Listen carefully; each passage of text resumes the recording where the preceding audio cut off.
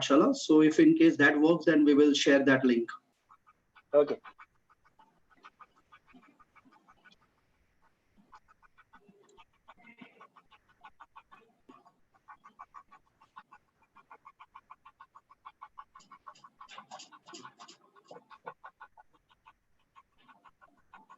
Okay. It has been started on Photography Pathsala YouTube page. So just a Yeah. minute. Yeah. Yeah, Yes. I yeah. got the link. I got the link. Please drop it over here as well so that Jesse can also share it in his group you want. Sure. And Sure. also Sure. please do it over here as well and your group as well. Sure. Okay. So I welcome all of you friends once again. Ankit, Pratham, Girish, Tushar, Chintan, Rajbhai, Rajesh Bhai, Abhay Bhai, everybody who is here, Sanjay Bhai. I just welcome all of you. So we already had a time of 8:30 and Jesse is already waiting from since 20 minutes. So we will start. I will start with the introduction who the Jesse is so that people can come to know, and then we will hand it over to Jesse so that he can come, he can let us know. Okay. Well, friends, first of all, I want to thank Jesse because the day I thought of, photography Pathshala, just giving you the person who are new to there today. We have just one session gone earlier that was of Rafael Serrano, and this is the second session we are going with Photography Pathshala. Basically, Photography Pathshala is a platform where we are trying to educate the people from a very basic level as well. And we are bringing all the faculties from everywhere in the world, even from our own country and even our own city also. So we are trying that we can get the best faculties who are ready to share some knowledge and we can learn, because there are certain times that we cannot move each and every place, but this is a best platform where we can come together and also we can learn something from them. So basically, I thank Jesse because on the very first day when I thought about it, I was searching for the one who I was regularly following. So during that time, there was few people among which I was following from since, and Jesse was one among them. So I contacted Jesse and just letting him know about what I'm going to do. On the very first go, he said, "Yes, I will be there. You just shoot me the day and time, and I will be there." And in fact, I also want to tell you that what Jesse has done is like, from last 5 days I have been in contact. And trust me, Jesse, thank you very much. I didn't feel any time that, I am from some other country. You have been an elder brother to me, and, you were like supporting me each and every time that what can I do? How can I do? How can I help you? Should I post it on my page? Should I help you somewhere in designing and all that? So that was a wonderful gesture from your side. So I really thank you very much for this. And now, guys, Jesse is the person who is from Boulder, Colorado. And Jesse is a Colorado based photographer who has been shooting weddings with his wife, Moira, since 2008. Before that, he worked as a full time photojournalist, that is, a newspaper photographer. In 2019, Jesse was named as a Photographer of the Year by the Artistic Guild of WPJA and made the list of top 100 wedding photographers in the world by both Fearless Photographer and ISPWP organization. So, Jesse, we would love to hear from you how you started your journey and lefting being a photojournalist, why you left that and started into wedding. Along with that, what is something that is going on while you are shooting? Because what I have seen and checked out your profile and why I'm following you is that you are constantly doing a long exposure photo shoots with your couple, which is one which I loved really. So I would love that you show your pictures as well after saying your journey. And once your pictures have been done, we will have some questionnaires from our side as well so that you can let us know. Over to you, Jesse. All right. Well, first of all, thank you so much for having me, Rowan. I was honored to be a part of this, and yeah, we don't have a huge, crazy schedule right now, so I'm happy to take some time and be here with you guys. Thank you all for being in here, and I've been looking forward to it. So, as Rowan said, my name is Jesse La Plante. I'm from Colorado, United States. I've been shooting weddings with my wife for about 13 years now. I grew up in Michigan. My parents are artists, and I spent the majority of my childhood kind of traveling around the United States to art fairs and music festivals with them. And so I was exposed to a lot of different artistic mediums from a very young age. I made paintings, I drew comic strips, I learned how to juggle, and I did street performing and played different instruments and all sorts of things. So I always kind of had an inkling that I would grow up to do something creative for a living. I went to college for photojournalism, as Rowan mentioned, and started out as a newspaper photographer, which was a wonderful time in my life. It was very artistically fulfilling and it was meaningful work, but it became very difficult around 2008 when we had a major recession here in the United States to make a full-time living as a photojournalist. So I had to find other streams of income at that time because all the newspapers were beginning to shut down. So I decided to go into weddings, one, because a few friends and family asked me if I would shoot their weddings. So I started out just doing it for them for cheap. But two, the work of a photojournalist, I feel like, translates very well into wedding photography because you can't pose anything. It's very candid. It's real moments, natural moments. But at the same time, you also have to every now and then set up portraits of people as a newspaper photographer. Like if you're doing a profile on a business, you have to set up a lit portrait of the business owner. Or like a basketball or football player or something like that, you have to create a posed portrait. So while 90% of it is candid, the other 10% of it is flash photography portraits, right? Which is basically the same thing that we do on the wedding day. 90% of what we shoot is unscripted, candid, not posed, not contrived. And then the other 10% is lit portraits, incorporating the environment, right? And using off-camera flash. So that's what we're going to be talking about today specifically, is doing portraits with off-camera flash, and in particular using MagMod modifiers to do so. So let me, did I answer all your questions there, Rowan? Should I share my screen now? Definitely, please. All right.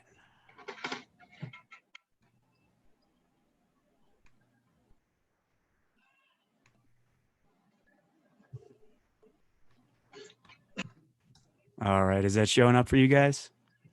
Yeah. Yeah, it's a full screen now. Okay, cool. So I've picked out about 15 different images to show you guys here, and we're going to start out with daytime images. And I feel like this is during the middle of the day when the sun is high in the sky. That's when we have to do the majority of our portraits during the wedding day, just based on how the wedding timeline is set up and when the planners give us time to go out and do our shots.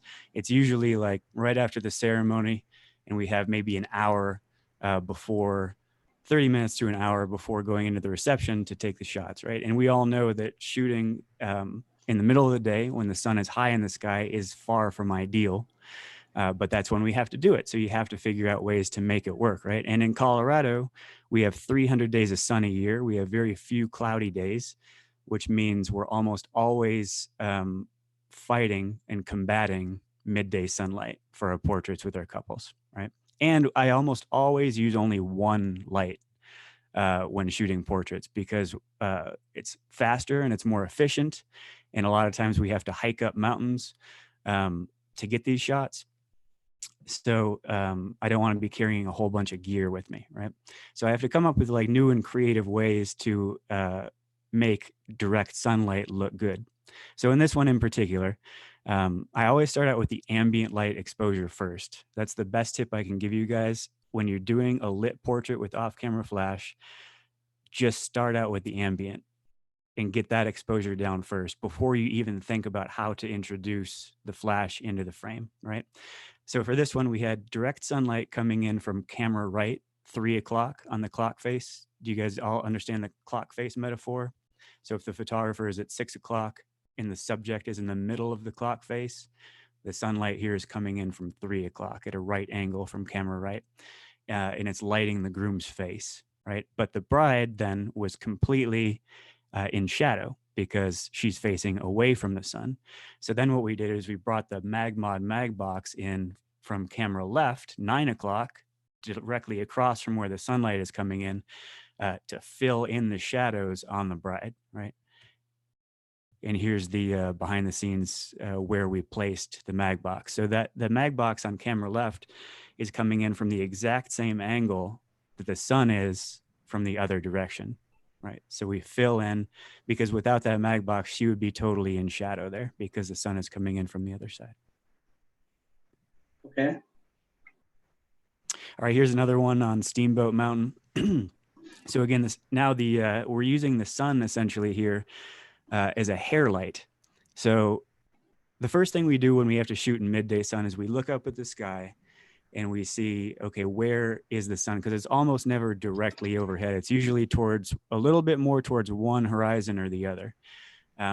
So what we've done here is we've positioned the two brides, so that the sun is a little bit behind them and coming in and just kind of acting as a hair light to sort of light their hair in the back of their dresses there. But again, since we've exposed for the highlights in the frame, because we have this abundance of ambient light, we have to really drop our exposure way down to retain the detail and the brightest highlights in the sky, in the clouds. We need a really powerful light source to bring in and fill in that shadow area on the brides from the front there.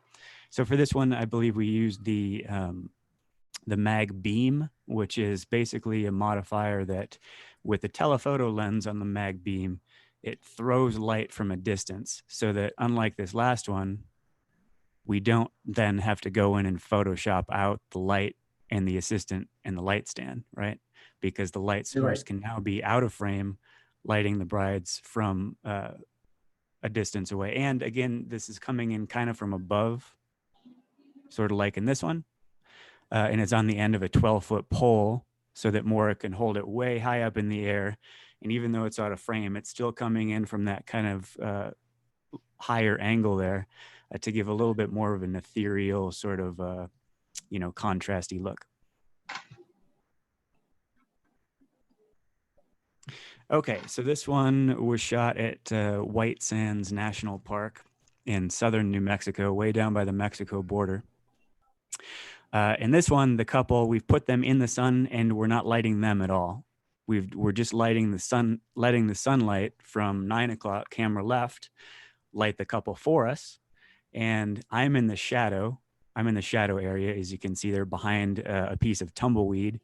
And I'm holding a light in my left hand with a red creative gel from MagMod to light the bush in the foreground to create a little bit of three-dimensionality in the shoot-through element and that color contrast with the red foreground and the blue background, right? So again, I always start with the ambient light exposure. So before I even think about lighting the bush, I'm just creating my composition and getting my exposure down. And for my exposure, I almost never think about the settings, really. I just think I want to retain detail in the highlights. I want to retain detail in the brightest part of the frame. So the brightest thing in this frame is the white sand that they're standing on. And I don't use there's a setting on your camera where you can have the red flash where you've clipped the highlights, where the highlights are blown out. I don't use it, but I just look at the back of the camera, right? I take the shot, I look at the back of the camera and I say, do I need to go up or down on the ambient light? And once I've retained the detail and the brightest thing in the frame, and I have my composition and my exposure down for ambient light, then I think, okay, how can I now introduce flash into this to make it more interesting? Hence the red light on the bush in this one. Okay. So this was a rare foggy day in Colorado. Colorado is really dry. We don't get a lot of moisture, but we had a lot of fog in this valley in the background. And I'm going to show you guys what the ambient light exposure looked like before we dialed in all of our settings. So you see how white and kind of blown out the background is back there? There's a lot of fog in that valley. And I noticed, though, that there are sun rays coming down through those clouds in the background. But if I expose for the couple, it's going to blow out just like this, right? So then I have to dial that exposure way back down again again, thinking ambient first, the flash is popping off here, but we haven't balanced the settings with the ambient light and the flash power yet.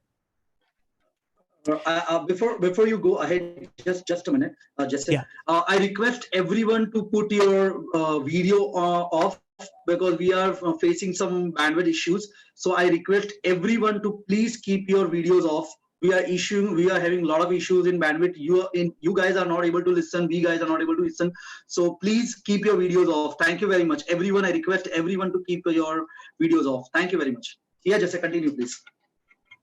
Okay, so here we have now, from this shot to this shot, I've now underexposed, like I was saying, to retain detail in those brightest highlights in the background, where the sun is and where the rays are coming down, right? Which drops everything to a nice dark color. And then we bring in the mag beam again from camera left here, more up on the rock, to light the couple from a distance, to bring the couple back into the frame, because now that I've exposed for the background, now the couple goes dark, right? So we have to figure out a way to bring them back into the frame. And for this one, we did our best to match the angle of the light in the background with the rays to the angle of the light from our off-camera flash there, because we can still tell that it's flash, but sometimes we think, how can we incorporate it to look slightly more natural? And this style of lighting we refer to this as tenebrism, which is a painting term coined by the Italian painter Caravaggio, which essentially just means a hard beam of light coming in from out of frame to illuminate the subject against a much darker background, right? And the MagMod mag beam is a great tool to use to achieve that effect. Okay, so this was a wedding in Rocky Mountain National Park in Colorado. And we have sunset here. The sun is actually setting behind us where we're shooting from, but it's illuminating these clouds in the distance. And whenever I'm shooting like vast mountainscapes or sunsets, I always like to shoot as wide as humanly possible. And the reason for that is if you have just kind of an average boring sunset and you shoot it at 14 millimeters and get low and shoot up, it's going to look like a cool sunset. And if you have a cool sunset and you shoot low and at 14 millimeters, it's going to look like an incredible sunset. It's just something about how the wide angle lens stretches out the corners of the frame that makes it look a lot more dramatic and impressive. Okay, so again, always starting out with the ambient light exposure to retain the details and the brightest thing in the sky, which here is, you know, different parts of the clouds in the sky up there. And I never want to clip the whites. I'm fine clipping blacks. That's just part of our style by underexposing, but I never want to clip the whites, except for like specular highlights and things like that. Or if there's a sun in the frame or something like that. Okay, then I think, how can we introduce off-camera flash to make it more interesting, right? And okay, it looks like I'm holding the light in this one, so I think Maura took this shot. So I always want to get the light source as off-axis with the camera as humanly possible. So what I mean by that is the closer to the camera your light source is, the flatter the lighting is going to look. Think about what direct flash from your camera looks like, right? Really flat, not very appealing. As you move the flash further and further away from your camera, it does different things in the shadows, and it makes it look a little bit more dramatic and three-dimensional, right? With the modeling across the subject's face and everything like that. But I don't just want to get the light off axis horizontally. I also want it off axis vertically. So that's why you always see us kind of holding the light up in the air, almost like a boom mic on a movie set, right? Because we want that light coming from above and off axis horizontally as well, right?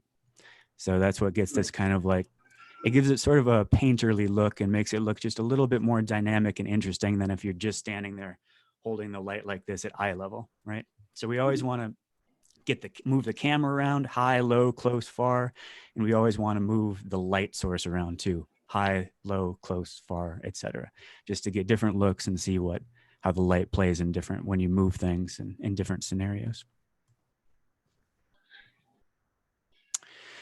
Okay, this one was shot at Arches National Park in Utah. So sunset, again, starting out with the ambient light exposure before I even think about how am I going to introduce flash into this frame. So exposed for the brightest thing in the frame, which is the yellows in the sunset down there on the bottom left-hand corner of the frame. That turns everything in the foreground basically to black, right? This whole archway, this whole rock formation is just a silhouette. And at first I thought, okay, I'm going to shoot the couple as a silhouette.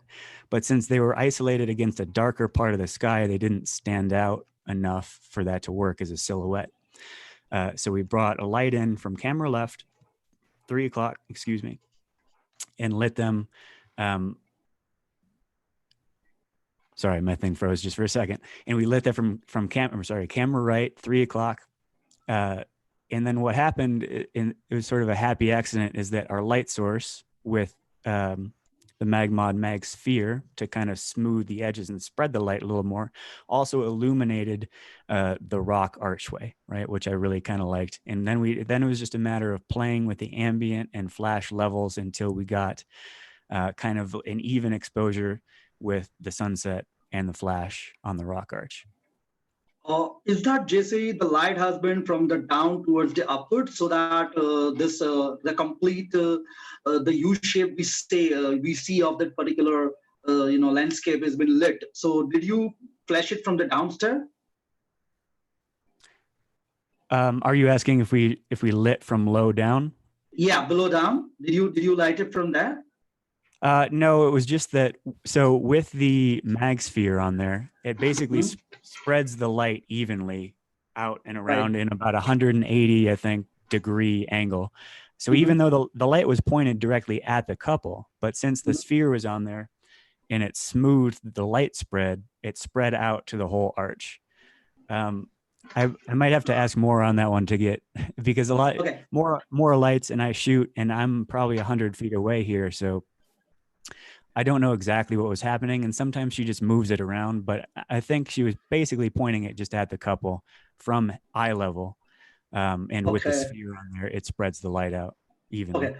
And one more thing is that I had got some question. Can you please zoom the peak? Is it possible that we can see from the zoom image? Maybe. Oh, is that working? Okay.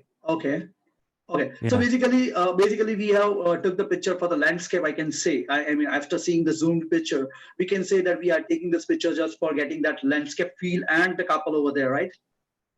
Because we are finding an issue over here. What I may be wrong, but what we are seeing is that the picture is not that sharp enough. So definitely we are taking the ambience and we are showing that particular part over there, right?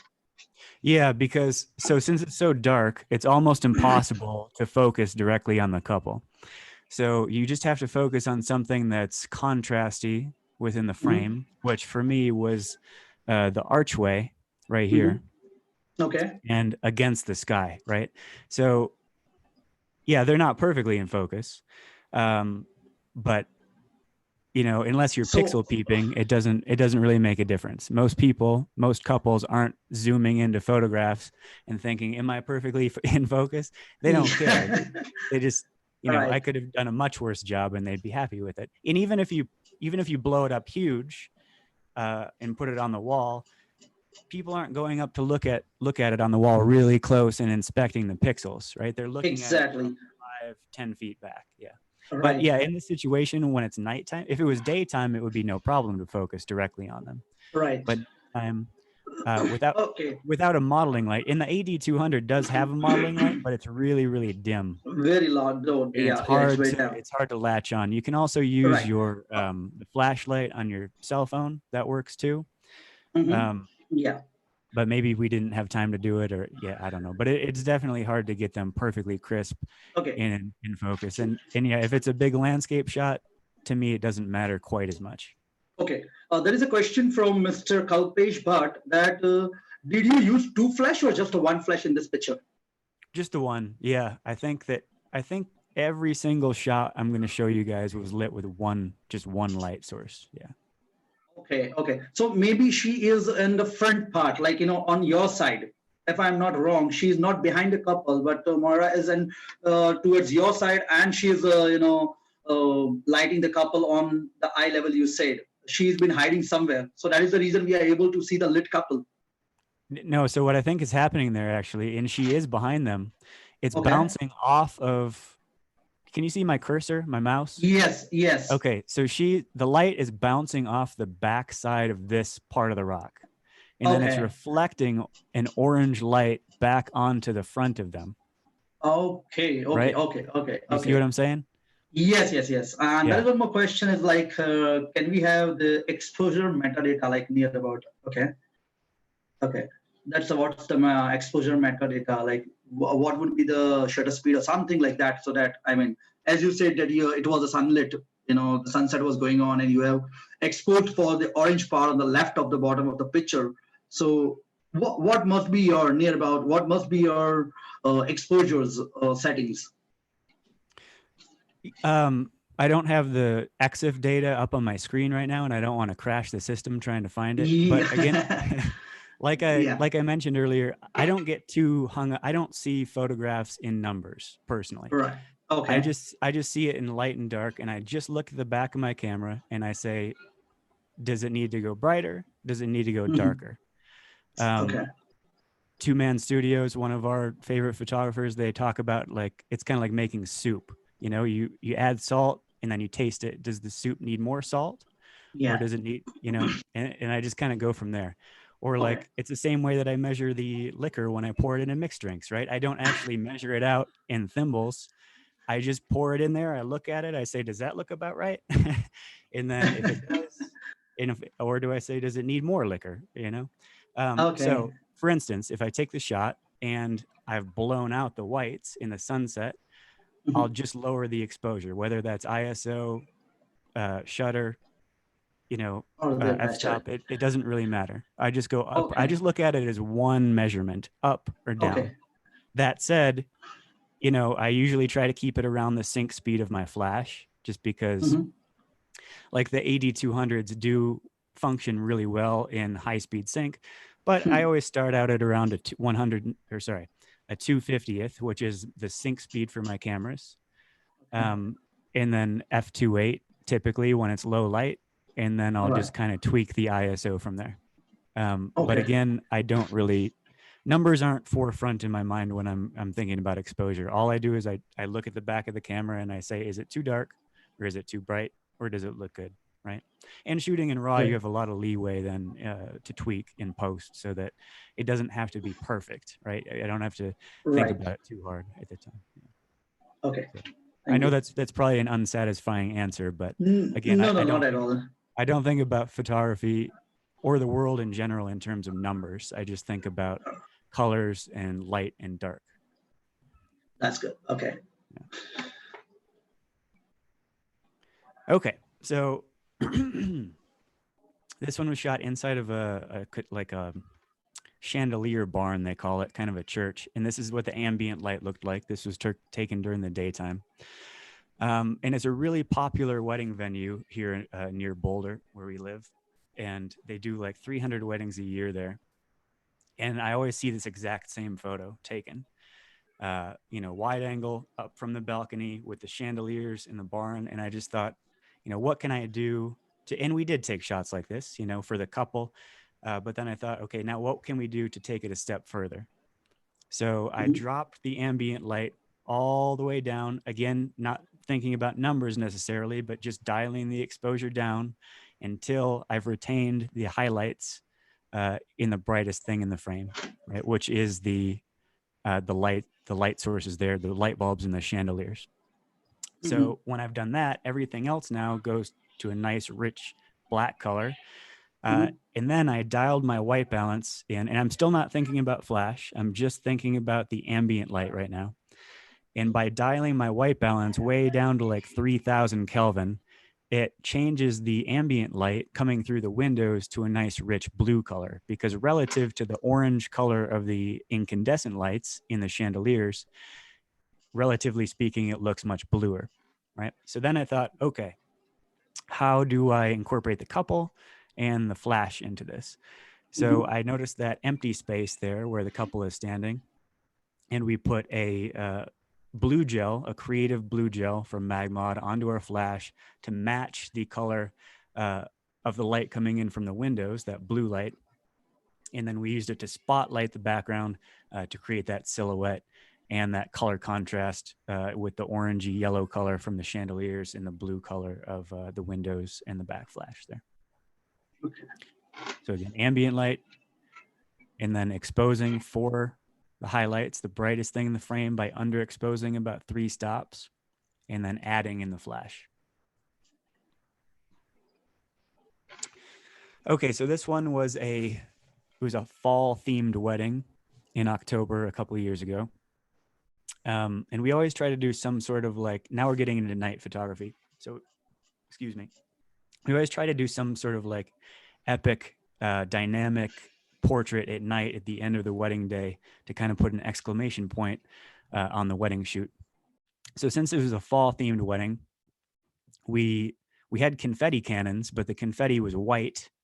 So we put an orange gel on our flash in the back at 12 o'clock and backlit the confetti with the orange gel to kind of like replicate falling leaves in the autumn.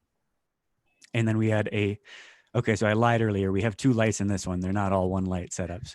So we have a second light lighting the couple from camera right, 3 o'clock, with a mag grid to narrow the beam of light so that it's not spilling everywhere.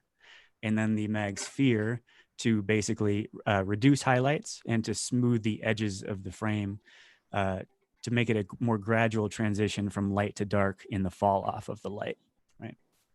And so what we did is we basically had 2 wedding guests pop the confetti cannons off into the air. And then I had the couple walk toward me through the falling confetti, and I tracked backward with them, taking shots as they came toward me. And I think I have a behind the scenes video for this one.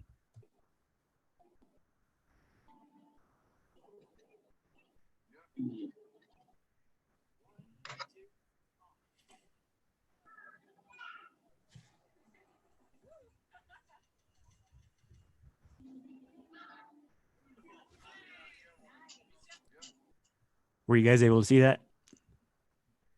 Oh, lovely, lovely. Cool.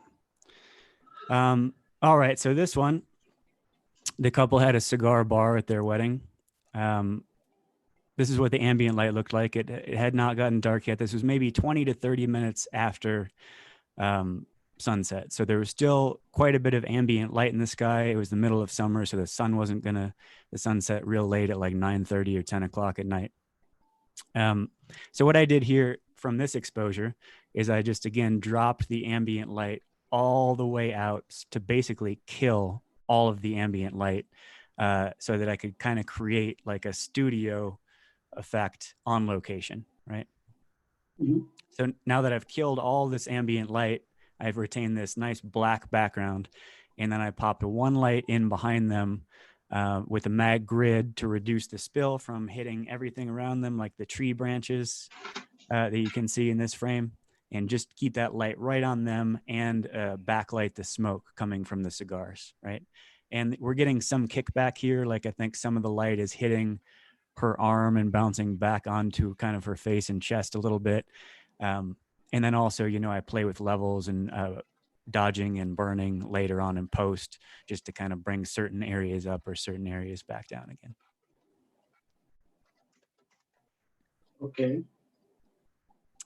Okay. Oh, we have another 2 light setup here. Okay. I was dead wrong about that. So this was shot in the back alley of a strip mall here in Denver. And we have 2 lights at 10 o'clock and 2 o'clock. So I'm the photographer there on the left. I'm at 6 o'clock. The couple is in the middle of the clock face. And then we have the lights at 10 o'clock and 2 o'clock. Now the light that's closest to the camera here, this one right here, is lighting the bride's face and the back of the groom's head here. So it's basically acting as a kicker light for the groom and the main light for the bride. Whereas the light that's at 10 o'clock, camera left, is lighting the back of the bride and the front of the groom. So it's basically like using 2 lights as if it was 4 lights, right? But just by positioning them such that the light comes through and clips both parties, you only have to use the 2 lights, right? Right. And they both have grids. You see how there's this white wall behind the couple? That's a cinder block wall that's painted white. So when I started shooting with no grids, the light was spilling all over the background, and it just didn't look very good because I wanted to retain a nice black background and kill all the ambient light so that the champagne bubbles would be more vivid and show up better. So by putting the grids onto our lights, it's just directing the light exactly where we want it to go and cutting it from spilling onto the background, right? Right. You know, we've done these champagne shots a lot of times, but they've never turned out as good as this one. And what I realized is that it was so freezing cold this night. I think it was January 5th or something like that. It was January, and it was way below freezing. It was like, I think 5 or 6 degrees Fahrenheit. I don't know what that translates to in Celsius, but it's way below freezing. So the champagne was actually sort of crystallizing in the air as it came out of the bottles, and it sort of hung there as sort of like an icy mist longer than it does when it's more humid or hotter. So we've done this in the summer on hot nights, and it just does not look the same. It looks like more of a direct spray, and it doesn't create this like really cool mist. So the lesson here is, you know, go to Antarctica and do these champagne spray shots, because it looks a lot cooler if it's way below freezing. Right. Okay, so this one is the groom was a firefighter and the bride was a police officer, and they had fire extinguishers that they were going to use for their send off from their ceremony. But there was thunder and lightning and rain, so they had to wrap it up quickly, and they couldn't use the fire extinguishers. And then right at the end of the night, after the party was wrapping up, we realized, oh, we still have all these fire extinguishers left. So we should, you know, you brought them, we should use them. So we had 2 of the groomsmen, who are also firefighters, basically shoot, and these are like industrial grade fire extinguishers that firemen use. So they're way better than just the little ones that we keep in our houses. Right. And we had them fire all this CO2 into the air, and then had the bride and groom walk towards us through the CO2 particles, sort of like to recreate kind of a send-off, but without having, you know, everybody out there being a part of it, just kind of turning it into a portrait. And that's what we came up with. And then here's a shot of Maura holding the light in the background, and one of the groomsmen was drunk and thought it was funny to spray her in the face with the fire extinguisher. So this is her coughing and gagging on the CO2 and trying to escape. Before you move ahead, you move ahead to this picture, I would like to ask that you have said that, you know, after the ceremony is over and they are ready for the reception, there's only 30 or 40 minutes you have to click certain pictures. So what we have seen, the earlier pictures were either on some landscapes, or you have taken to some valley, or you have taken somewhere in the grass or something. So how you manage the time, you know, to taking your couple over there, or what is the back mind going on behind to where you take, or do you just, you know, do some recce earlier that this is going to be, the wedding is going to be on this particular place, so this is the nearest place and I will shoot over here. What is the thought process? Because you have only 30-40 minutes before the reception, so how you manage that?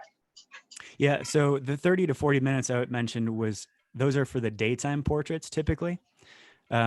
We always do, I think, kind of 2 portrait sessions during the wedding. One during the day, either right before the ceremony if the bride and groom want to do a first look and see each other before, or we do it right after the ceremony. And so for those daytime portraits, we have 30 to 40 minutes. For the nighttime portraits, however, we do full day coverage only, so we don't limit the time that we're at the wedding. So either, depending on how crazy the dance party is, you know, we'll either pull them out during the dance party if there's kind of a lull in the action and not much is happening, or we'll just stay until the very end of the wedding when they say goodbye to all their family members and they do a send-off, and then we'll take them out for their nighttime portraits afterwards. After everything's done, after all their family members have gone home. That way there's no time crunch, right? But yeah, that 30 to 40 minutes that I mentioned, that's just for the daytime portraits. The nighttime portraits is a different story. Okay, but as you mentioned, that 30-40 minutes only for the daytime. So I'm asking for that particular data, that moment only, that if you know that, okay, you are not going to have the portraits afterward, or you are having some beautiful sceneries in the daytime, then how you manage that? Do you go for a recce? Do you check it out earlier that this is the place we are going to have a wedding? We do, yeah. We almost always scout. We try to scout the day before the wedding. Every now and then we'll scout maybe. What just happened on the screen here? Yeah. Jena, please आओ कोई screen ऊपर कहीं करे नहीं. I request everyone. That's a light flare from this is just a behind the scenes shot. If this was like the final portrait, I would have edited that out. But yeah, we always scout ahead of time.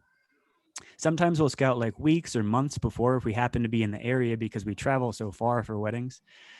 Or we'll do it the day before the wedding. We'll just drive up a day early and spend 2 or 3 hours driving around, checking out the venue, where everything is, talking to the coordinator, talking to the venue owner, and then taking a drive, further afield to figure out what is within a 5 to 10 minute walk or hike or drive from where the wedding is happening that we can get to quickly and easily and efficiently.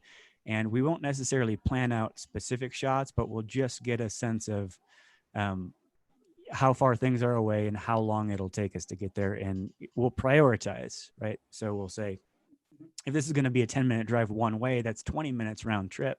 So that's only going to give us 15 minutes to shoot.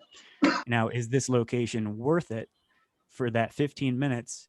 Is what we could get there, do we think?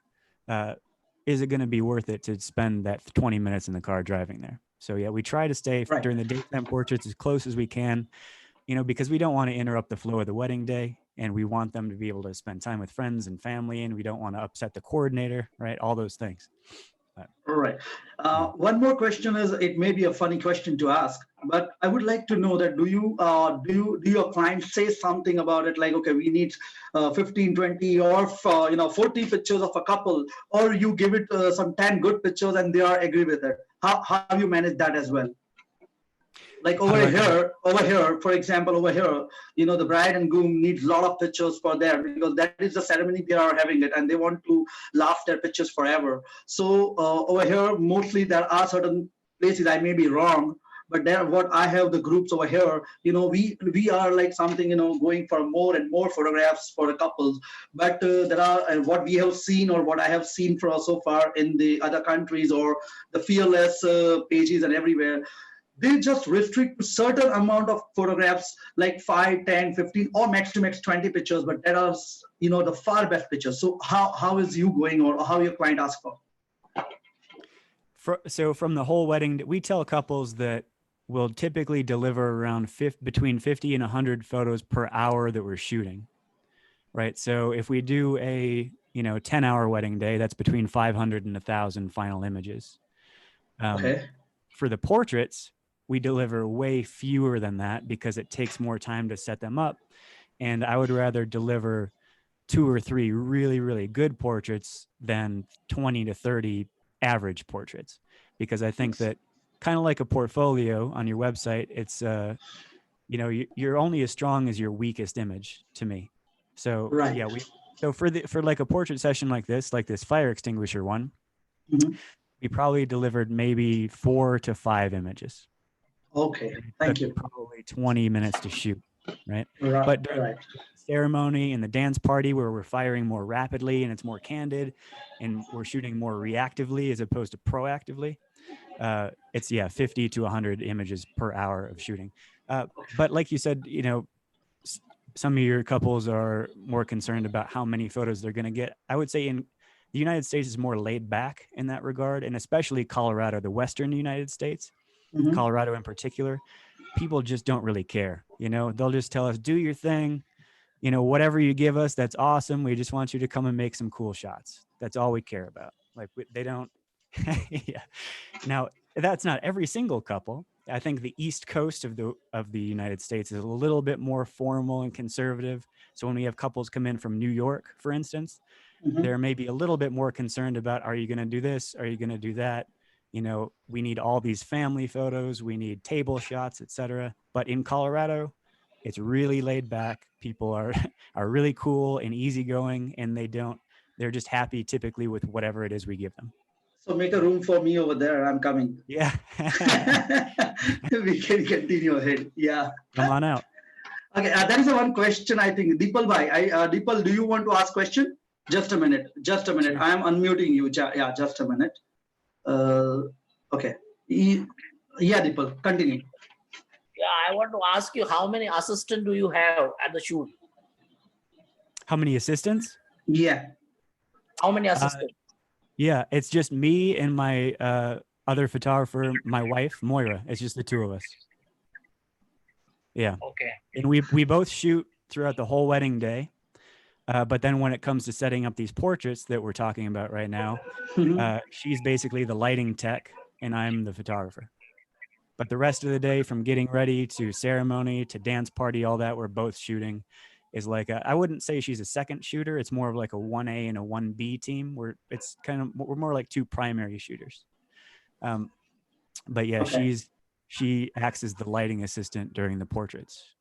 All right. Every now and then we'll have a third shooter come if we're doing like a really big wedding, like if we're doing a 3-day Indian wedding in particular, and they have like a million details that they want shot and like 57,000 different groupings of different family members and things like that. Then we'll have a third shooter come and do those shots because it doesn't require as much creativity or skill or lighting and things like that. But 9 out of 10 weddings, it's just the two of us. Okay. Yes, Deepal, any more questions? Both the parties are keeping one photographer, or they're taking two different team of the photography? Like Boy bride and side groom. and bride and groom. Yeah. Yeah. They have different. He is asking that groom and bride is having both the one photographer team itself, or there are the two different photographers from each side. Like you and Mara is doing both of their covering both the images, both the side, or just one particular part. So at the beginning of the day, during the getting ready, the prep, is this what you're referring to? Not a prep, like there is a bride and a groom, both are getting ready, getting ready, they are going to be one. So do they hire, like in Indian wedding, you must have seen that the groom is having some barats and all that, a guy come on a horse or something. So we have a different photographer for a groom side and we have a different team for a bride side. So do you do that, or you are just taking one particular photographer for both the side? Yeah, Moira is with the bride from the beginning of the day, and she usually has to start well before me, like 2 or 3 hours before me for hair and makeup and all those sorts of things. And I'm with the groom doing whatever it is that they're doing. Yeah. And then we, converge either for the first look or at the ceremony, whenever it is that they see each other for the first time. And then the rest of the day, we're pretty much together for the rest of the day. Mm-hmm. But yeah, we'll definitely split up. Okay. Yeah, Deepal, after 5 minutes, I just let's see some more pictures so that we can have other questions as well. I mean, all other picture participants are also there. I'm damn sure they are also ready to ask something. So yeah, we'll check out some other pictures as well. Okay, so and some of these are also, you mentioned earlier, like how do we have time to do all these things? But some of these I should have mentioned are actually engagement sessions, not weddings. So this one, for instance, is an engagement session where we had colored powder. And for our engagement sessions, we try to do something different every time so that we're not just replicating the same photos over and over. When we first started out, we would, just go into a nice location in a field and shoot the couple with the mountains. And then once we'd done that for like 5 or 6 years, we realized we're kind of getting bored with this. And how can we take it a step further? What else can we do to make it more interesting? So we got this colored powder from Amazon, and we just had the couple, we had them start out we started out by drinking whiskey to get them loosened up. And then we had them fight with the powder and all this stuff. And then we set up some more kind of avant-garde type portraits. And then this one, I just had them basically throw the powder into the air one hand in front of the other. Each one of them had one color in one hand, one color in the other hand. And then I had lights, same as that champagne photo that I showed you earlier. I had the same lighting setup, lights at 10 o'clock and 2 o'clock to basically come in and light the groom from the left, 10 o'clock, and the bride from the right, 2 o'clock. And the reason I did 10 o'clock and 2 o'clock instead of 9 and 3 at right angles is that anytime there's particulates in the air like this, whether it's rain or moisture or powder or champagne, you want to kind of slightly backlight it to make it look a little bit more vibrant and illuminated. So even though it's not a true backlight from directly behind them, since I have moved those lights around to 10 o'clock and 2 o'clock, it is coming in from a slightly oblique angle from behind to light that up. So basically what I did for this one is I just said 1, 2, 3, and I had my camera set to continuous mode, 8 frames per second. And with the AD200s at nighttime, you can dial them way down to about 1/128th power. And even at 8 frames per second, both lights are popping off for every single frame because the power is dialed back so low that the recycle time is really, really fast. So I would go pop, pop, pop, pop, pop, pop, pop. And then, the powder would fall. And then I would go in there and take the best frame out of my 15 frames. Okay. Okay, so here's another color powder one. So this is a 2-photo composite where what we did is we went into a friend's backyard and sprinkled the powder all over their trampoline that they had. And then we put Moira up on a ladder with the mag box on the end of a 12-foot pole to light the bride from above. This is another engagement session. And then what I asked her to do was basically jump up in the air as high as she could, land on her back, and then come back up as parallel to the trampoline as humanly possible and have the powder come up with her. Right? And then we had the groom do the same thing. The trickiest thing here is that the tendency is for your torso to pop straight back up to a vertical.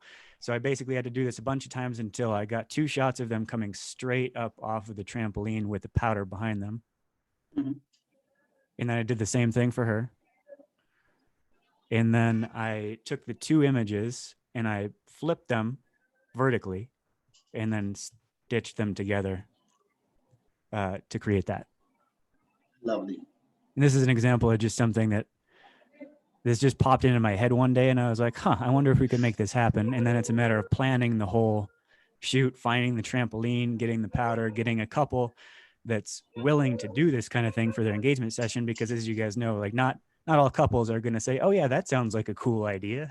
Most couples are going to be like, what the hell are you talking about, man? Right. But this couple, they were all about it. They like the avant-garde creative stuff. They didn't want to do traditional standing in a field, holding hands, doing the prom pose, all that stuff. So a big part of all this is like finding the right couples to do it. That's possibly the hardest part. Right. Okay, astrophotography.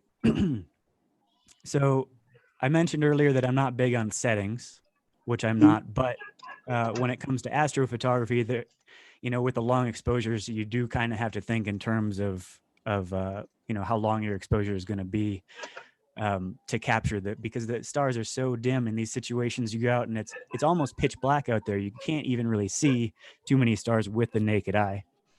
But again, I always start with ambient light first before I even think about how do I bring the couple in here and how am I going to use off-camera flash. I just go out with my camera on my tripod and I jack my ISO up to like as high as it goes, 8 million, whatever, and just take some real quick test shots just to give myself a real fast and quick representation of what I can see in the frame. And then once I get my composition down, I set my camera on the tripod and I dial the ISO back down. I go up to about 20 to 25 seconds on the shutter speed, f2.8 wide open on my lens, 14 millimeters to capture the vastness and the scope of the night sky. And then I take my shot just to see what the stars look like. And then once I get the ambient light down and make sure that the composition and the exposure for the stars looks good, Then I bring the couple in. I think, what part of that frame am I going to place the couple in, and how am I going to light them?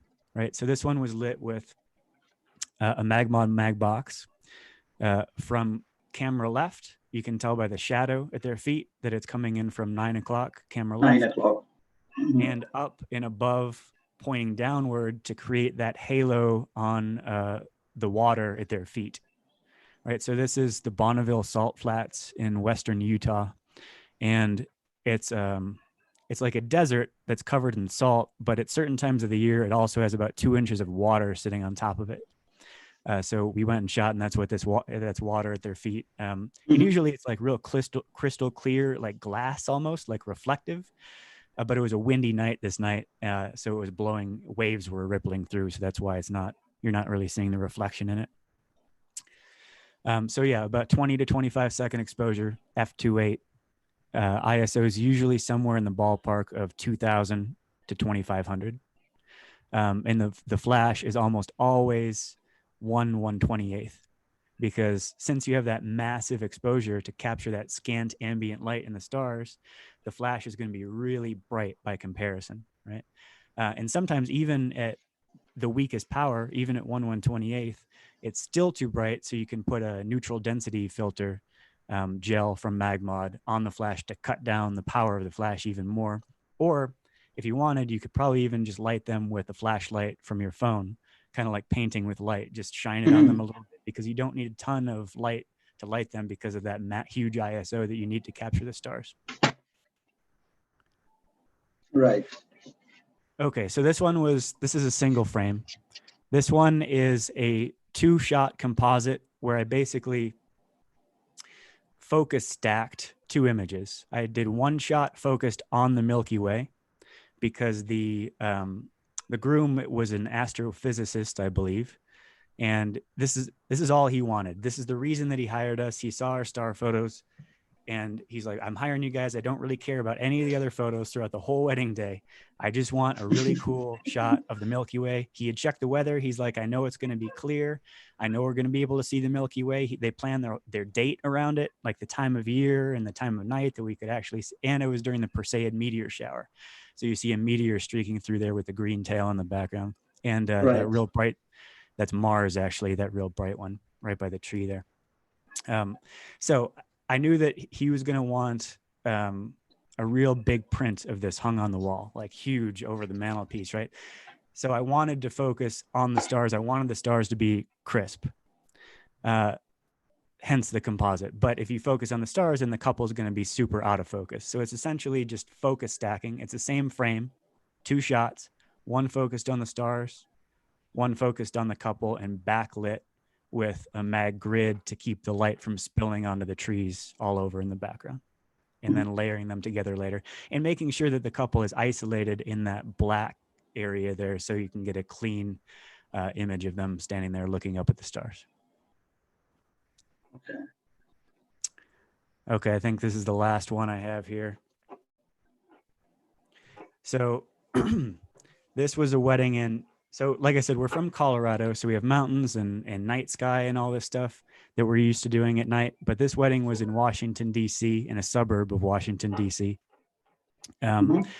And there wasn't anything interesting outside to shoot. It was just kind of a suburban neighborhood. But I still wanted to get them like a really cool nighttime shot, right? So I liked the repetition of the string lights around the archways. But there's people everywhere. There's water bottles and Coke cans and chairs stacked up and all this stuff that I don't want in the shot. So like I've showed earlier, I've dialed the exposure way down from what you're seeing, this ambient light exposure here, to just expose for the brightest thing in the frame, which is the candles on the wall and the lights surrounding the archways. Right? And then I took it a step further by placing my cell phone right to the bottom of the frame, or sorry, to the bottom of my lens, just like this. And if you have a smartphone, you can hold it up to your eye and just see what it does kind of to the reflection. And it reflects the top of the frame back down onto the bottom of the frame, which eliminated all that clutter from the bottom of the frame that I didn't want in the shot, right? So it's not only now that we have the symmetry left to right, but we also have the vertical symmetry top to bottom. And we've eliminated all that detritus in the foreground. And to light the couple then, and again, always starting with the ambient light exposure, even before I bring the couple in. Maybe the couple still off partying, and I'm just doing the ambient exposure by myself. Then I bring the couple in, get them into place, and we put one light behind them with a grid to, again, narrow the light and keep it from spilling onto everything around them, and a full CTO gel, color temperature orange gel, to now match the ambient light of that really warm orangey, the candles and the fairy lights and all that, to match it to the color temperature of our flash by dialing the white balance in kelvins all the way down to around 3,000 Kelvin, somewhere around there. Okay. If this is the last photo, Jesse, I would I have one question from our friend, and he is like that. Would you mind sharing some of your natural images, the candid images that you must have taken during the weddings? The natural moment that has been going rapidly. So if it's okay for you, can you share some of the pictures over there? Can you check out some pictures for that? I just don't have them. I probably could if it would just take me a minute. Yeah, please. Until that time, I will, I'll check it out with the questions if anybody is having it. Okay, I'm going to stop sharing my screen. Yeah. Please, yeah, continue. Till that time, I'll have the questions checking over there. Okay, just give me a minute here. Okay. किसी को भी कुछ भी questions है please आप अपना video 1 by 1 on करें. अगर किसी का भी वीडियो ऑन है तो प्लीज आप बंद कर दीजिए और अपना रेज हैंड भी कर सकते हैं ताकि हम लोग आपको 1 by 1 ले सकते हैं. किसी को अगर डायरेक्टली पूछना है सवाल तो भी आप डायरेक्ट वीडियो ऑन कीजिए या तो फिर आप चैट बॉक्स में ड्रॉप कर दीजिए मैसेज, तो हम आपके जो क्वेश्चंस है उनकी ओर पहुंचा देंगे. So anybody who is having a question. Jaimin bhai no raise hand raise. Yes, I know Jaimin bhai का जो क्वेश्चन है वो मुझे पता है, but I think once that everything is over तभी हम उनको वो रेस करेंगे, इसीलिए मुझे पता है, मैंने रखा हुआ है. Anybody else who is want to know any other questions, or I'm very happy to announce and tell you that Ranjan sir is over here. Ranjan Jingade sir. Ranjan sir, can you please show your video? He's a Nikon brand ambassador and he is from Pune. He's a very good faculty. You guys definitely need to follow him. You will love them. Ranjan sir, can you please just start your video, please?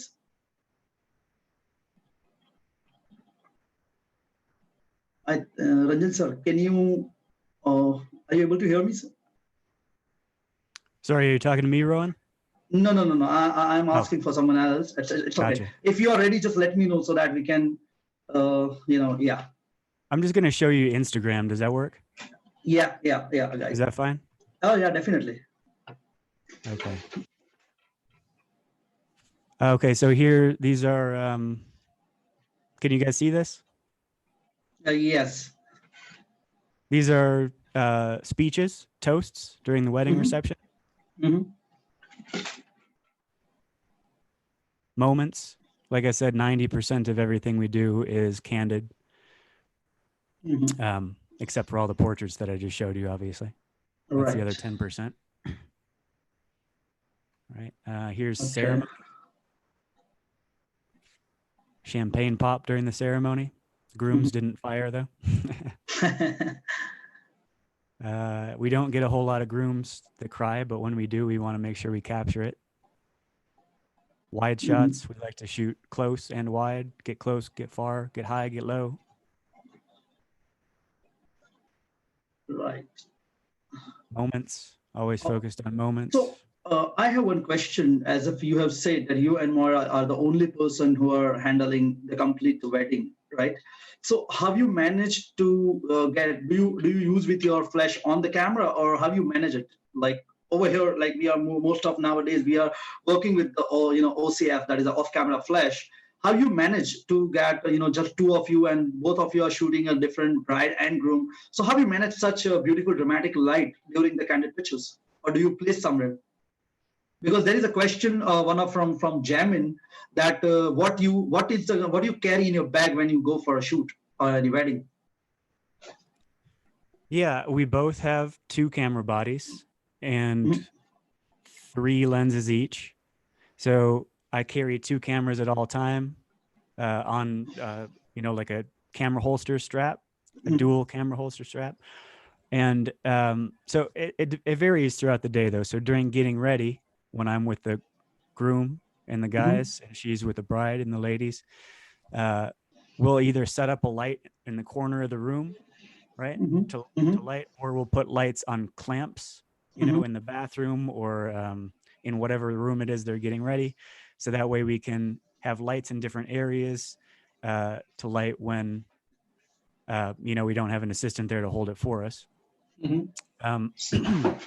But a lot of the candid stuff that we do throughout the day, like the ceremony is almost always natural light. Okay, Right. so like that all means these, that is a hard light you normally have during all your functions, all the ceremonies that have been gone. the ceremonies are all, we never shoot flash for ceremonies, at least very, very rarely, Okay. unless it's like a super dark, but every single one of these ceremony shots is ambient light. Okay. It's just Okay. light, window light and things like that, natural light. We do a lot of outdoor ceremonies, so we don't typically need to set up lights for ceremonies. Getting ready, you have a Okay. lot more time to set up lights and get creative. And then during the reception, either I'll set up lights in the corners of the room for the dance party and the toasts and everything like that. Let me show some speeches. So for instance, Oh, this one is 2 lights set up at 9 o'clock and 3 o'clock, right? Lighting what's lighting the action. Or during the dance party, sometimes more will light with 1 light on a stick, like kind of like she's almost holding like a mic, like a boom mic, Okay. and we'll get into the action, and we'll shoot that way. Because like I said, again, she started shooting the wedding day like 2 to 3 hours before me. So by the time the dance party rolls around, sometimes she wants a break and she just, for the rest of the evening, then just lights. Does that answer the question? Yeah, definitely. Let me see what else. do I have Guys, here. his Instagram handle is already been given by Ravi Bhai. That is j.laplante. That is LAPLANTE.photo. You guys can go over there, follow, and check it out his stuffs. Yeah, I put it as my screen name there. So in case you guys have any questions afterwards that don't get answered, the best way to get a hold of us is just to, shoot us a direct message via the Instagram account. And we'll always answer. More candid moments with animals. That was a portrait. Some portraits sprinkled in. That's a portrait too. Let's see what else we have here. Kids.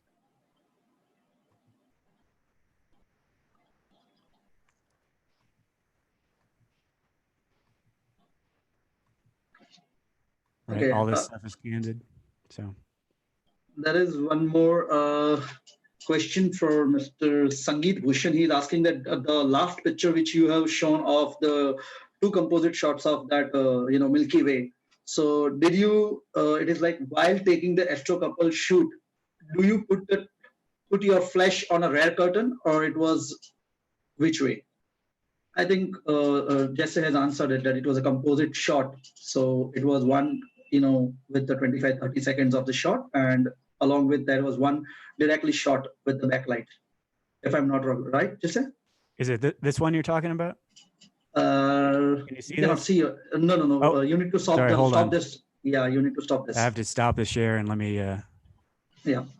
1 sec. Here we go. All right. Can you see that? No. Yeah, this image he's asking for. Okay. Sorry. What was the question? He's asking that did you put your camera on the second curtain? Have you managed to get this thing? But as you said, it is a composite. Yeah, you need to again. tell it again.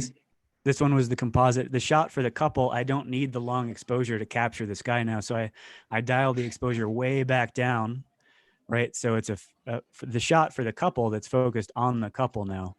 I don't need to worry about rear curtain or anything like that. But that's a good question though, because for the long exposure shots, for the 20-30 second ones, you can fire the flash at any point in time in the exposure, and it has basically the same effect as long as the couple isn't moving. We typically keep it synced in at rear curtain sync just because that's how I always have it set. but you can just as easily do front curtain, or you don't even need it synced to your camera. You can manually pop it off at any point in time during the exposure, and it's going to look exactly the same. Again, as long as the couple isn't moving around. So they have to hold pretty still, you know, for the whole exposure. But yeah, like this one is different because it's a 2-frame composite. Okay. There is one guy I am unmuting. Rajbhai, Raj Konika. I'm unmuting you. You can ask a question directly. Just a minute. Rajbhai, just switch on your video so that you can come in front so that I can unmute you immediately. Rajbhai, I'm not able to see you. Okay, just a minute. Okay. Okay. Rajbhai, you can ask your question directly. I have unmuted you. Can you hear me?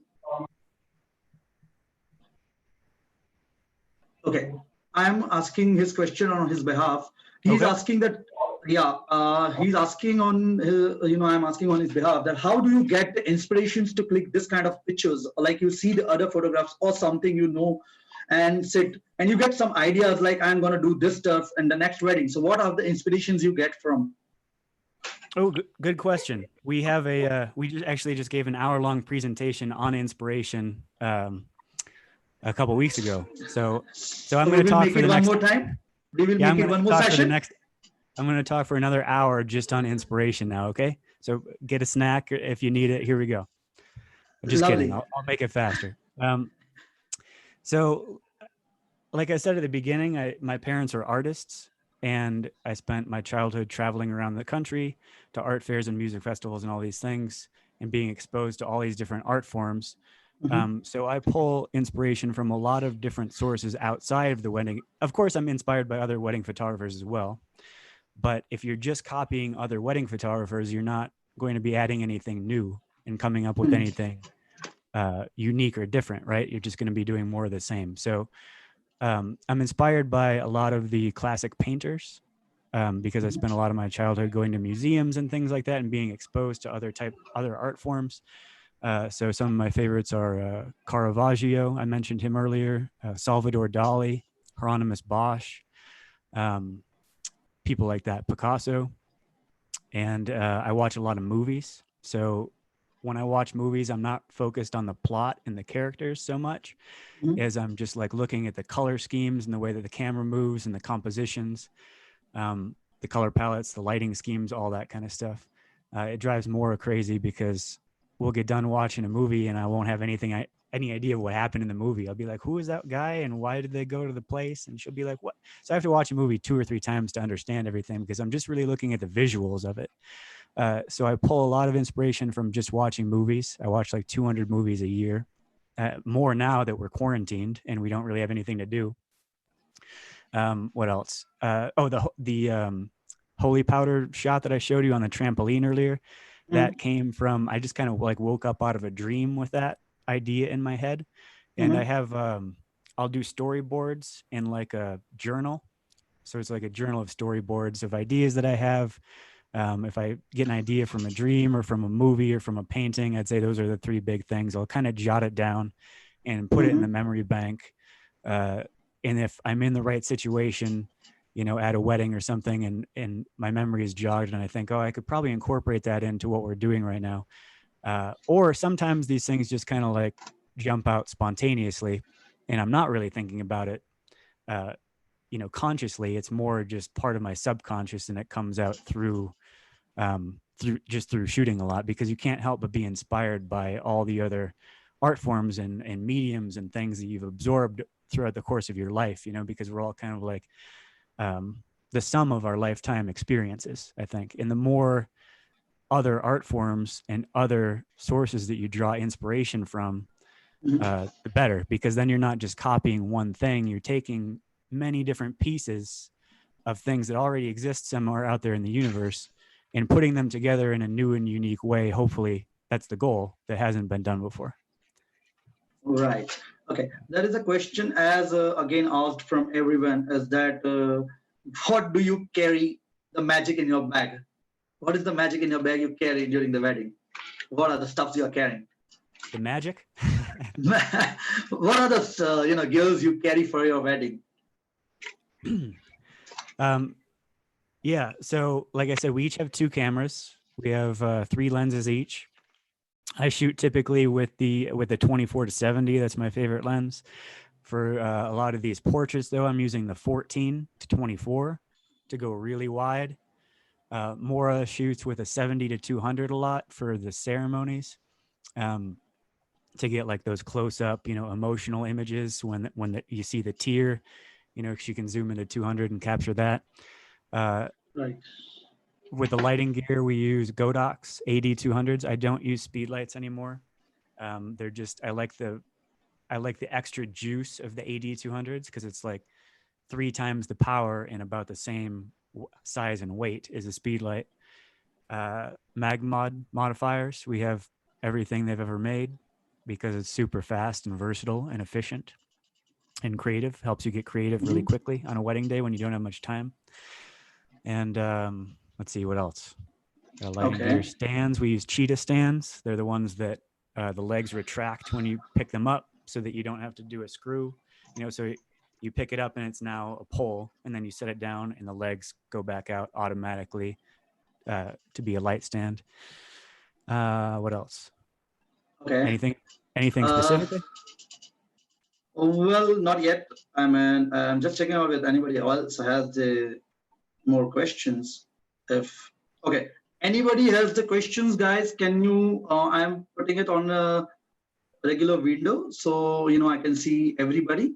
Okay. So anybody has a question? Just start your video and just raise your hand so that I can unmute you. Yeah. Anybody who is having any more questions related to that photography? Okay. Okay, just a minute. I think one guy is coming up. He's waving at us. Yeah. Okay. Okay. So, like as I told you that before we started, the participants to get entered over here, you have shared something, and I told you that we will continue this once the guys all are inside. So I just want to know, as if you have said that you just do 20 weddings a year, guys. He is doing just 20 weddings a year. So have you managed only 20 weddings? Like as I told you earlier, that we guys do mostly, like Indian weddings last for 2-3 days or sometimes 4 days. So basically we are doing almost, what do you say, is 100 days or something a year. So how you manage it with just 20 days? How you are working it? Like, do you do your post productions itself? How just 20 days? How makes you, living your life?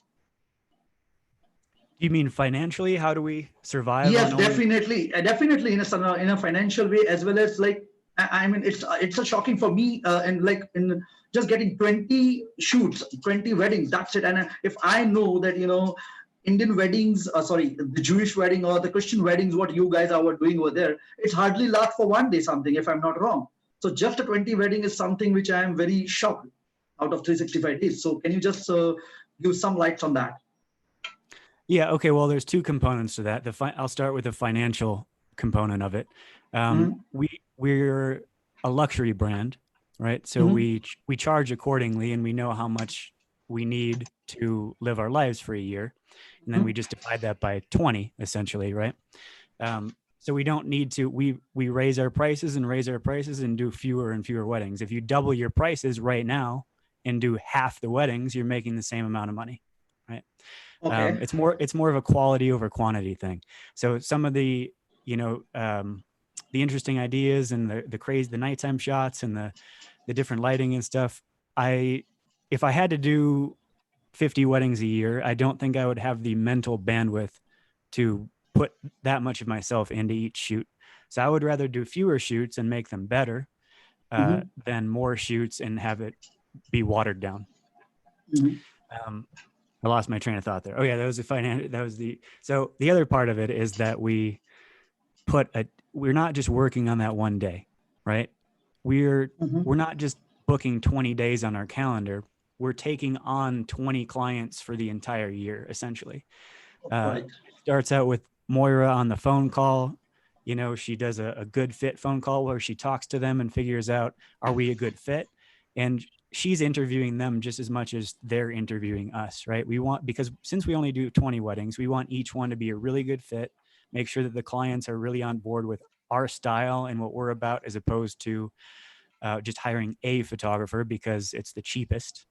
And, you know, from then we set up their engagement session, which we call alternative sessions because we don't do the traditional engagement sessions anymore. And sometimes that's a multiple day process where we'll travel hundreds of miles away, like some of the ones where we showed you to the sand dunes or something like that. And we'll spend a whole weekend with them, you know, traveling and having meals and scouting the locations and going out and doing the shoot. And we build a relationship with the couple throughout the whole year. We get together for beers and we have meals and we do phone calls, Zoom sessions. Right. And, you know, Maura helps. She's integral in planning the entire day.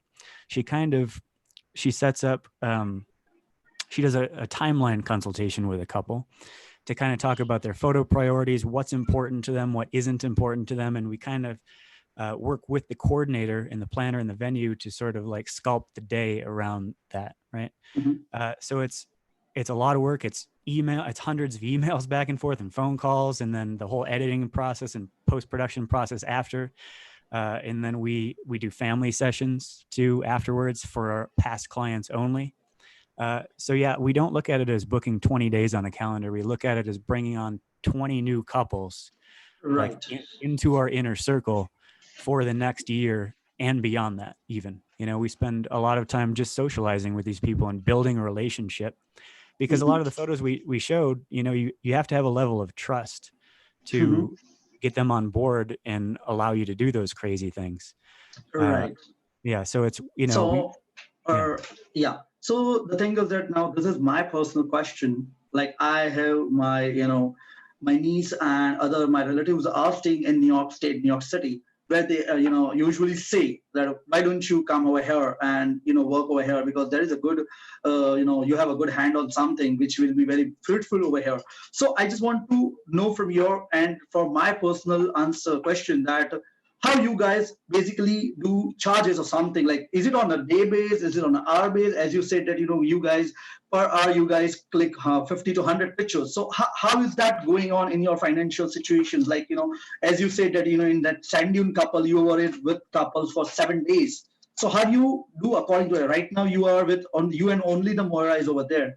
But when you take the extra guy, so have you you know, give the, you know, the wedding quotations or the wedding budgets, or which way you guys work? We just have a flat rate. We don't like to nickel and dime and add charges and little things here and there. We just have a flat rate that they'll only, you know, they book us or they don't, right? Okay. I mean, we have 2 packages because one includes albums and things like that. But if we do a wedding, you know, in Colorado, 10 miles away or 100 miles away, and bring a third person, it's the same fee because we're charging enough to include all that. Now, if we had to fly to India, for instance, we would certainly charge the plane tickets and 2 or 3 nights in a hotel, right? So there would be travel charges for international stuff, you know, but depending on where we're going, if it's somewhere we really want to go, it's high up on our travel list. You know, we might be willing to work with them on the travel fees just because we really want to go there. But, you know, in general, we like to keep it as just a flat rate so that they're not having, okay, now we're adding this fee. Now we're adding this charge. Okay, now we're going to tack on another charge to bring a third photographer. Now we're going to tack on another charge for our hotel, et cetera, et cetera. It's just people like to have the information up front. We found, at least our couples, this doesn't apply to everyone across the board. Everyone's different. Everybody's couples are different. But for us, it works best to not make them make too many decisions. So the only decision is, are they going to book us or are they not going to book us? Okay. And just one thing that day before yesterday, as you were there when Rafael was over there, and Rafael has shared us with, you know, the information that you guys are, I don't know whether Rafael is taking, you know, 45 days before the wedding is going on, the complete amount of what you have put in. So this is what you guys will do that only, or it's just a person to person different? Well, yeah, I mean, everybody's different because the United States is huge and there's 50 different states and it's almost like 50 different countries in one country. And then everybody within each state is different. So it's not like everybody just does the same thing. I think we do 2 weeks ahead. We used to do the 50% up front and the other 50% was due before the day of the wedding. But now I think we've changed it to 2 weeks before the wedding for the final payment. Okay, so that is what I say is that, you take a complete 100% before the wedding is started, right? Yeah, we don't want, and like I said, most of our couples are cool and laid back, and we've never even had to look at, knock on wood, we've never had to look at a contract. We've never had to bring our contract into the equation to settle a disagreement because Right. most of our couples are really cool, and like I said, we've spent the whole year building a relationship with them. So Okay. we've never had an issue with someone not paying. Right. But the reason we switched it to getting the full amount up front is that when we said that we had to have the full amount by the day of the wedding, the couple would forget, and then we would be shooting the wedding. We realized we didn't have the final payment, and we don't want to have to worry about that as we're shooting a wedding and collect the payment, during the wedding day. So that's why we've moved it to Right. ahead of the wedding, because in the days leading up to the wedding, they have a lot of things on their mind. The last thing we want them to worry about is having to cut us a check or make a payment to us with their credit card. Okay. Right. So basically, I mean, you don't need, I mean, there are no guys who are like, asking that, okay, no, we won't pay you so much amount right now, or the full amount. We will keep 10% or 20% with us. Do you get such clients? Or as you said, that you just select such a certain clients, so because they are choosing Jesse, they need to do what Jesse is saying. Is it something like that? So you're asking, do we have any clients who withhold some of our money until they receive Yeah. their photos? Yeah. No, we would fire that client immediately. Yeah. We don't have, Okay. that's not cool. Yeah, we don't have Okay. that. I mean, I'm sure those people exist, but like I said, we kind of vet our clients up front, and Maura does the good fit phone call to make sure that, they're making sure we're cool. We're making sure they're cool. All right. We've never had that request before. We've done, I think, around 200 weddings now, and we've never had anybody say that they're not going to pay us. Okay. That's And lovely. I mean, That's lovely. And what's, if they see the photos, you mean like, so what happens on your end? If they see the photos and they don't like them, then they won't pay you your full amount? Yeah. Really? Oh, man. Yeah. I mean, that's a bummer. Over here, there are a lot of people, 30% of the payments are been pending for the client after the wedding done. Like, only till the wedding has been done, the 70% of the amount has been taken from the client. And now the 30% now clients are going here and there. The photographer is, calling every now and then, sir, can I have my little of payment, this and that. So that is the reason I ask you, because Rafael also told that, 45 days before the wedding, we start, we collect complete amount. So how you guys deal with that? How the people are giving you, what are the words that you, throw in front of the client that client is ready to give you. So that was the thing. Yeah, and there is one question from Ronak. He's showing. Ronak, I'm just unmuting your video. You can just show, because he's not able to. That is one of your photo which he wants to know about it. So just a minute. Okay. Ronak, can you? Yeah. Okay, you are on this. Okay. Yeah. Okay, I'm unmuting you. Can you just show that? Yeah. Yeah. Please show that picture which you were showing me, and so that Jesse can check it out with that picture. Jesse, are you able to see that guy, Ronak Shah? Yes. How are you doing? Okay. Okay. Okay. Yeah. Yeah. Can you just spread? Ronak, can you? Ronak, just a minute. Can you please keep that phone over there only, so that other participants can also see that picture? Yeah, buddy. Okay, and you can continue your question. Make it full, take your camera behind so that we can see the full frame. Jesse is already knowing what he. Yeah. Okay, Jesse. Yes, Ronak, you can continue with your question.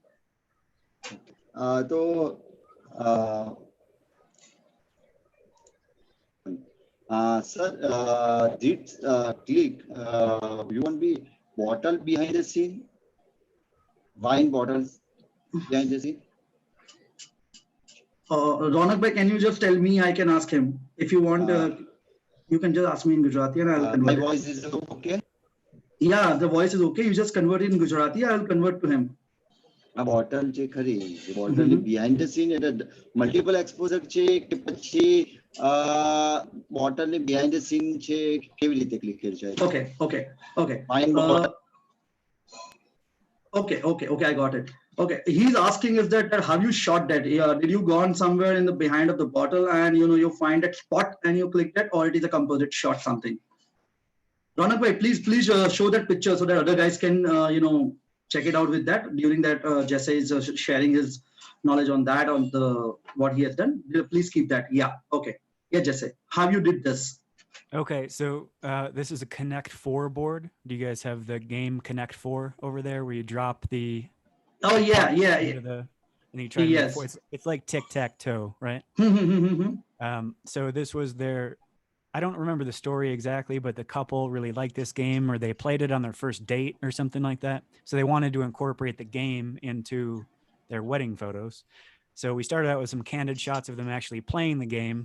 And then I wanted to set up a portrait with it. So there's holes in the board, as you can see there.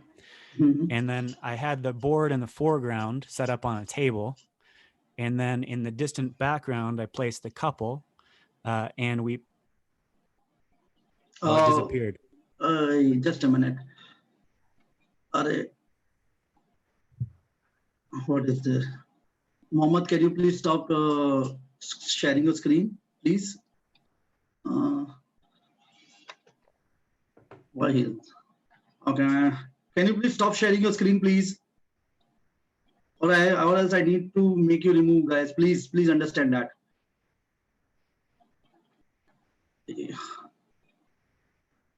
Okay, I think he's just a minute, Jesse. Yeah, no problem. Okay. I have no. Yes. Okay. I think now the screen is perfect. Right? Okay. Ronak, please show that picture again, please. Yeah. Please continue, Okay. Jesse. So we placed the couple in the background and we put one light behind them to spotlight the wall behind them to create that silhouette. And then I just shot through that hole in the board and used a second flash in my hand. So I'm shooting like this. I'm holding a second flash in my hand like this to light the board to kind of illuminate the color. So it's two flashes, one on the board in the foreground and one behind the couple to spotlight the wall in the background for the silhouette, and a very small aperture for that depth of field so that, the board's not in focus. I'm focused on the couple, but it's not totally blurred out. You can still, it retains its form so you can see what it is. Okay. Thank you. Does that answer the question? Yeah, perfectly. Okay. Anybody else has a question? Please raise your hand. Yeah, anybody? Is that Ashish you want to know? Ashish, did you raise your hand? Okay, anybody else? Okay, Deepal bhai or anybody who wants to ask question, please let us know so that or else we can go ahead and we can close down the ceremony as well over here. Because this is actually a ceremony for us. We are celebrating so many things, what Jesse has showed us. They're under the list of participants, right? You can click the little hand raised icon and it looks like there's two of them right now. Okay. You see what I'm saying? Oh yeah, I got it, but I didn't find in the chat box. Okay, it's just a thumbnail from the appreciation from Garish Patel, and nobody is yet right now raised. I see two of them raised. I don't want Can to. you just? Okay. Ashish, would you mind? Would you ask directly? Okay, please continue. Go ahead. Sir, here is my favorite one picture of yours. Can you ask about this picture? Okay, this is one of his favorite picture from your portfolio. Can you, Please, Ashish, yes. can you go close? Can you go close so that That- he can, Jessa, can you see that picture? Yes. Yeah, that is a. So the groom is praying with his family. That's the officiant and his grandfather there. Yeah. They're standing in a circle doing a prayer before they go out to the ceremony. Mhm. And this was ambient light. This is an ambient light exposure. The room was really dark, and they were standing under a incandescent light bulb Mhm. on the ceiling that was recessed and kind of acted like a spotlight coming down. So it's sort of like this ethereal kind of lighting that I thought was, you know, apropos, or it's a good match for the moment in the prayer with this ethereal kind of up top to bottom lighting. So again, just like in the portraits that I showed, I'm just exposing for the highlights in the frame, right? So the top of the grandfather's hair, the shirt, the hand on the shoulder, all that stuff. So when I expose for the highlights, everything else drops to black because the background is darker relative to those bright spots. Right. And then, of course, I play it up in post. I increase the contrast, convert it to black and white.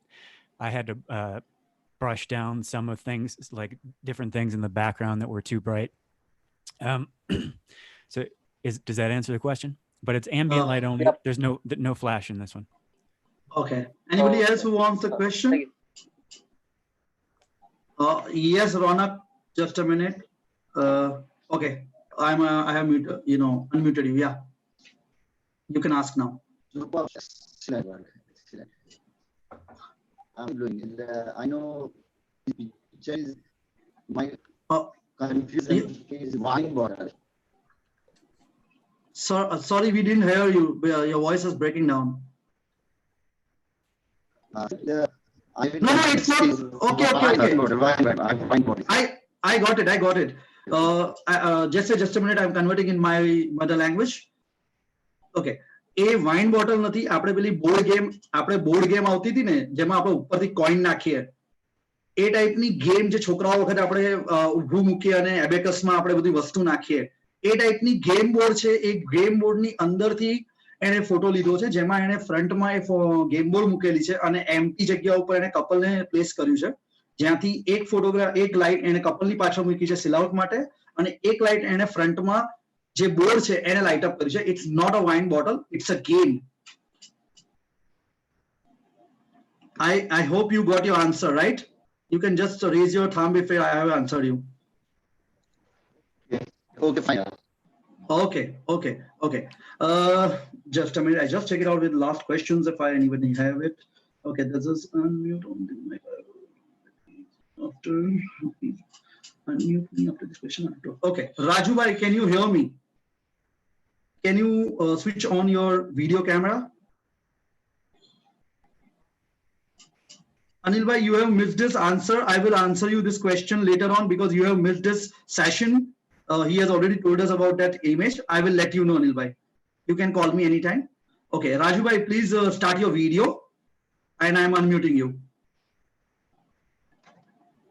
Okay, please unmute from your side as well. I am unmuting you. We can't hear you. Can you please unmute? Okay. Can you hear me? Okay. Hello, sir. Good evening. My question regarding this: any thoughts of Indian doing Indian wedding?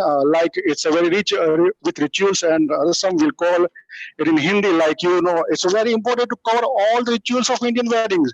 So, any future plans? And if yes, what will you be doing for the preparation? I'm not sure I caught all that. Okay, should I repeat the question, Jesse? Yeah, if you don't mind. Okay, I'm repeating. Hello, sir. Good evening. My question. Just a minute. Raju bhai, just keep your mic ahead because it is louding so much, and just go a little slow. Little slow. Okay. Sir, any thoughts of Indian weddings? Any thoughts of doing Indian weddings? Like it's a very rich with rituals and rasam, we call it in Hindi. Like it's a very important to cover all the rituals of Indian wedding. So any future plans? And if yes, what will you be doing for the preparation?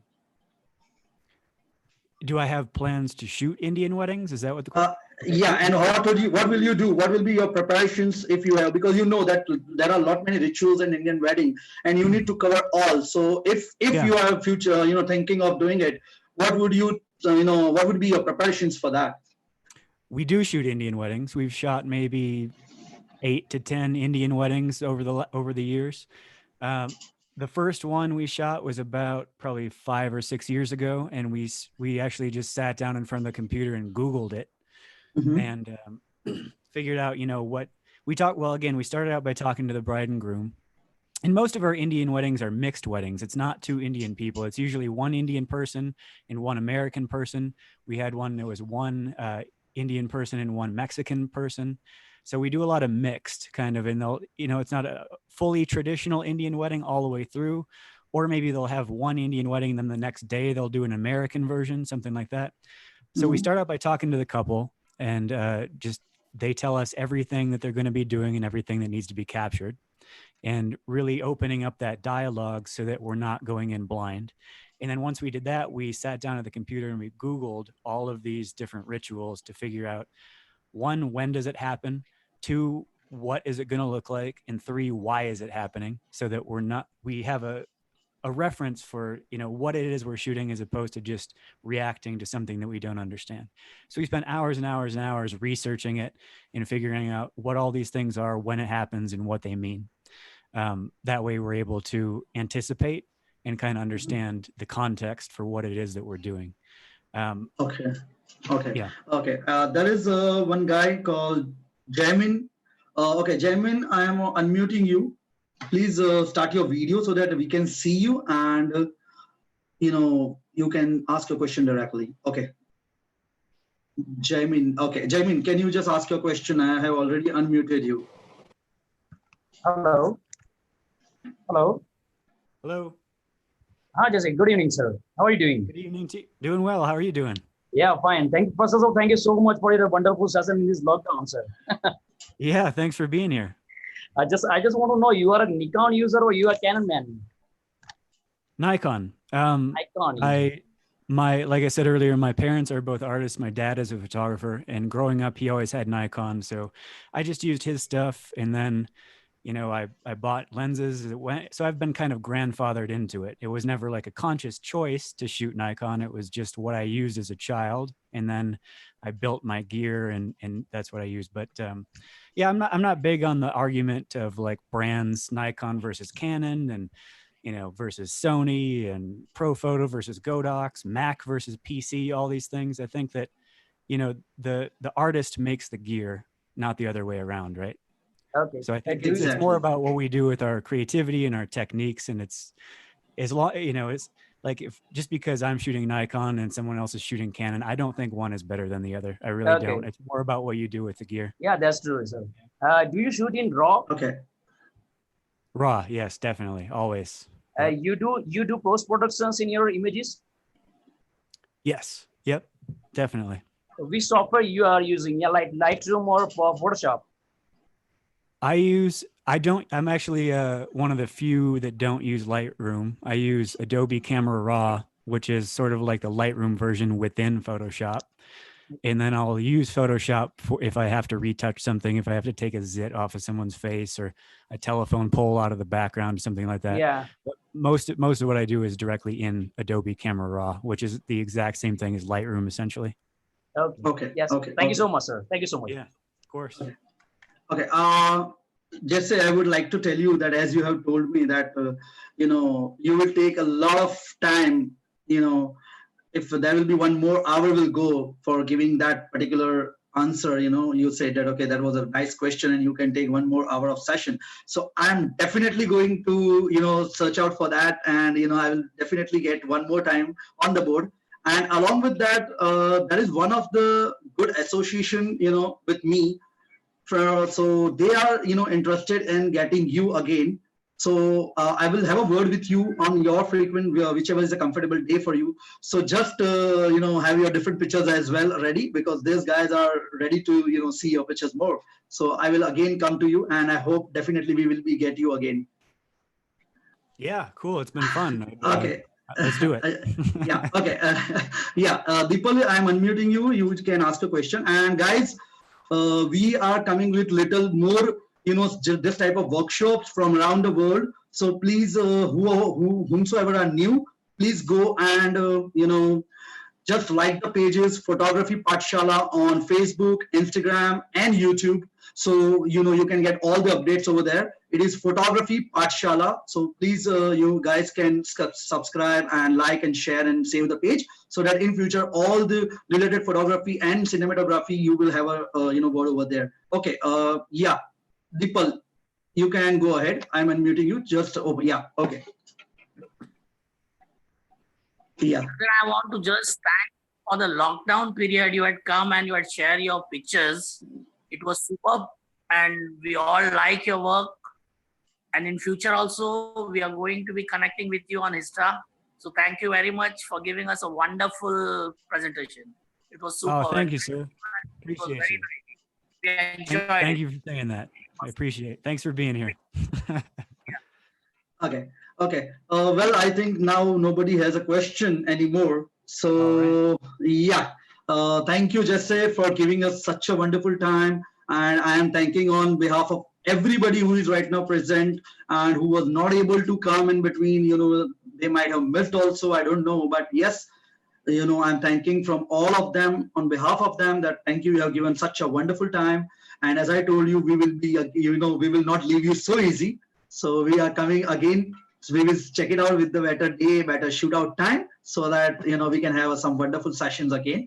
And once again, thanks a lot. Thanks a lot for your whatever you have given, whatever you have assisted during these days. Where from the day I have started having a conversation with you, I'm so thankful to you that I cannot express it right now. Hey, well, I appreciate you having me, Rowan. Thank you for thinking of me for this. I was happy when you reached out. It's a pleasure. And yeah, looking forward to next time. Hope you guys are well. Definitely, definitely. Okay, guys, we are ending the meeting, and thank you very much once again, whomsoever has joined. And anybody has missed the question or something, you can directly call me, and you can even message Jesse on his Instagram handle, and he will answer you. All right, bye bye, guys. Bye bye. Anytime, guys. Thank you. Cheers.